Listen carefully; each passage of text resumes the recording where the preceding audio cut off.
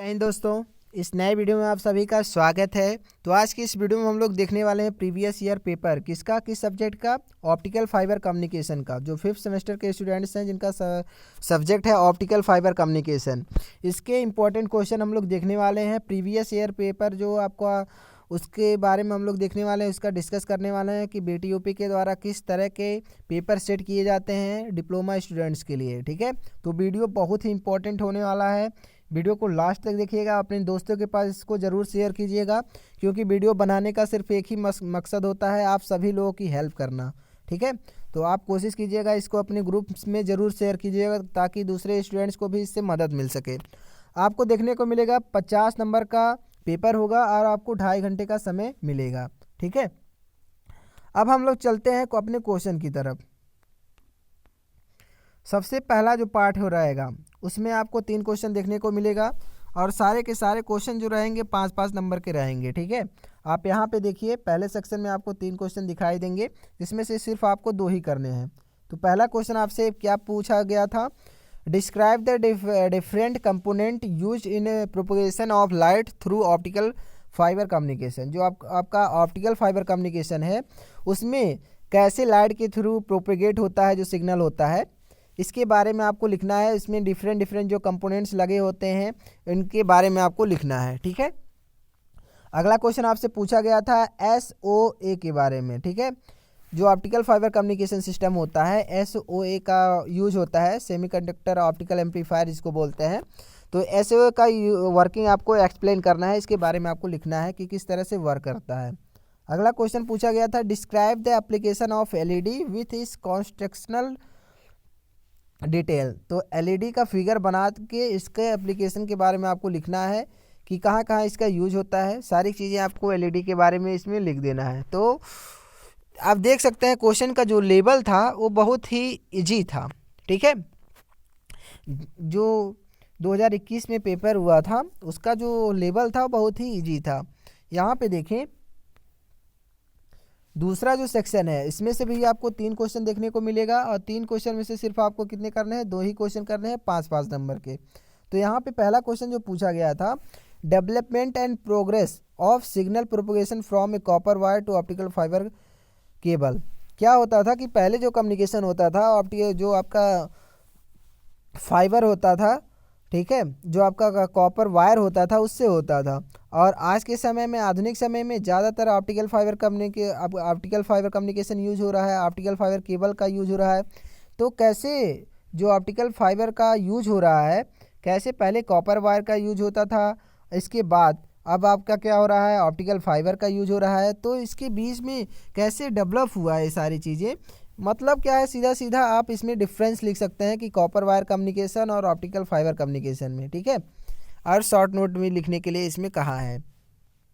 अगला क्वेश्चन पूछा गया था, describe the main optical source use in optical fibre communication. जो आपका ऑप्टिकल फाइबर कम्युनिकेशन है, उसमें कौन कौन से सोर्स यूज होते हैं। जो मेन का ऑप्टिकल सोर्स है, जैसे लेजर, ठीक है, लेजर ऑप्टिकल सोर्स के रूप में यूज होता है ऑप्टिकल फाइबर कम्युनिकेशन में। तो लेजर के बारे में आपके क्वेश्चन पूछा गया था, सीधे सीधे क्वेश्चन यहाँ से नहीं पूछा गया था कि लेजर के बारे में आप बताइए, एक्सप्लेन कीजिए। इनडायरेक्टली क्वेश्चन पूछा जाता है। BTUP के पेपर में ऐसा देखने को मिलता है कि 1 क्वेश्चन या 2 क्वेश्चन ऐसे ही इनडायरेक्टली क्वेश्चन पूछता है। ठीक है, क्वेश्चन पूछने का तरीका थोड़ा सा अलग होता है। तो यहाँ पे पूछा है कि मेन ऑप्टिकल सोर्स के बारे में आपको लिखना है। ठीक है, यहाँ पे चाहता है तो लेजर के बारे में सीधे सीधे लिख देता है कि लेजर के बारे में एक्सप्लेन कीजिए, इसकी वर्किंग को एक्सप्लेन कीजिए। ठीक है, लेकिन ऐसा नहीं पूछा है, बल्कि कहा है जो ऑप्टिकल फाइबर कम्युनिकेशन है, उसमें जो मेन ऑप्टिकल सोर्स है उसके बारे में लिखना है, मतलब लेजर के बारे में ही आपको यहाँ पे एक्सप्लेन करना है।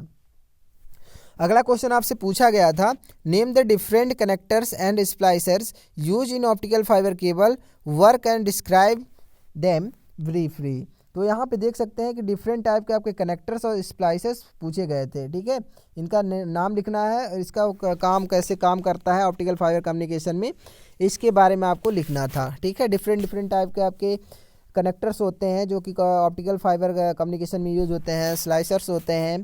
ठीक है, सारी चीज़ यूज होती हैं ऑप्टिकल फाइबर कम्युनिकेशन में, उसके बारे में आपको लिखना था। इसी तरह से अगला क्वेश्चन, अगले सेक्शन में भी 3 क्वेश्चन दिए हुए थे। 3 क्वेश्चन में से सिर्फ आपको 2 ही करने थे।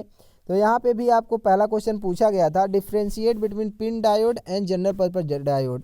ठीक है, पिन डायोड और जो आपका पीएन जंक्शन डायोड है, इन दोनों में अंतर क्या होता है। तो अगर आप पढ़े होंगे तो बहुत अच्छे से इनमें अंतर आप लिख पाएंगे। आप पेपर का लेवल देखिए कि बहुत ही इजी क्वेश्चन पूछा गया था। अगर आप अपने कॉलेज में पढ़े होंगे, ऑप्टिकल फाइबर कम्युनिकेशन आपको पढ़ाया गया होगा, या फिर कहीं और से यूट्यूब से पढ़े होंगे, तो आपको पता होगा कि पिन डायग्राम और पीएन जंक्शन डायोड में क्या क्या अंतर होती हैं। ठीक है, चलिए अगला क्वेश्चन आपसे पूछा गया था, describe the effect of dispersion of light on data rate. Data rate पर जो आपका लाइट का डिस्पर्जन होता है, डिस्पर्जन जो इफेक्ट होता है, जो लॉसेस होते हैं, उस पर क्या प्रभाव पड़ता है, इसके बारे में आपको लिखना था। अगला क्वेश्चन पूछा गया था, differentiate between EDFA and Raman amplifier. ये दोनों आपके एम्पलीफायर हैं जिसके बारे में आपको अंतर लिखना था। इन दोनों में क्या करना था, डिफरेंस करना था। ठीक है, अगला देखते हैं।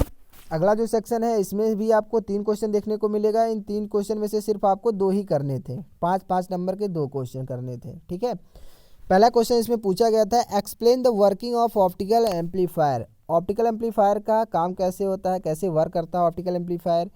फिर आपसे पूछा गया था, right different types and use of SOA। SOA का यूज़ कहाँ पे होता है, इसका डिफरेंट टाइप कौन कौन सा होता है, इसके बारे में आपको पूछा गया था। अगला क्वेश्चन क्या पूछा गया था, which are common method of measuring time domain dispersion. Time domain जो डिस्पर्जन है, इसको मेजर करने के लिए कौन सा मेथड अच्छा होता है। ठीक है, इसके बारे में आपको एक्सप्लेन करना था, इसके बारे में आपको लिखना था। यहाँ से अभी आपको 3 क्वेश्चन देखने को मिलेगा, जिसमें से सिर्फ आपको 2 ही करने थे, और इसके लिए 5-5 नंबर आपका यहाँ पे आपको मिलेगा। अगला क्वेश्चन जो है, इसमें भी आपको 3 क्वेश्चन देखने को मिलेगा। इसमें 3 क्वेश्चन में से सिर्फ आपको 2 ही करने थे, 5-5 नंबर के। तो यहाँ पे पहला क्वेश्चन जो पूछा गया था, right A short note on coherent system. ठीक है, कोहेरेंट जो सिस्टम है उस पर शॉर्ट नोट लिखना है, और इसका ऑप्टिकल फाइबर कम्युनिकेशन में कैसे यूज किया जाता है, क्या यूज होता है, इसके बारे में आपको लिखना है। ठीक है, अगला क्वेश्चन आपसे पूछा गया था, right A short note on step index and graded index fibre. जो आपका स्टेप इंडेक्स फाइबर होता है और जो ग्रेडेड इंडेक्स फाइबर होता है, इस पर आपको शॉर्ट नोट लिखना था।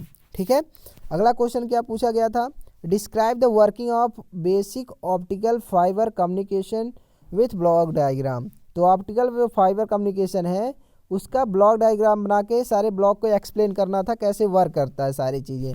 ठीक है, तो आप देख सकते हैं इस तरह से ऑप्टिकल फाइबर कम्युनिकेशन का जो क्वेश्चन पेपर था 2021 का, इस तरह से क्वेश्चन BTUP के द्वारा सेट किए गए थे।